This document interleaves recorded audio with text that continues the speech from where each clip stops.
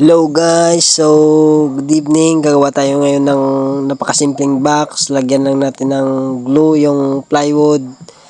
Yan, so nakita nyo dyan sa video natin. Nilagyan ko ng glue yung plywood. Sa kabila, lagyan din natin. Yan, kitang-kita nyo, lagyan din natin ng glue.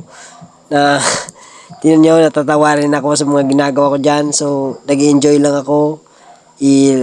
Sitting na natin dyan sa may tapos kita nyo yan, gamitan natin ng tacker para mas mabilis. Din natin kailangan ng martilyo o pako para mas mabilis. Yan, ano lang ginagamit ko dyan, tacker. Din natin kailangan ng martilyo o pako. Maglo lang tayo, tapos gagamitan natin ng compressor at tacker. Napakasimple lang yung gawin. Sitting lang natin ng ayos, tapos tacker lang ng tacker, pak. Ilang tacker ba dyan ang nailagay ko. So, ayan, napakadaling gawin. So, ayan, tingnan nyo, napakasimple, napakabilis.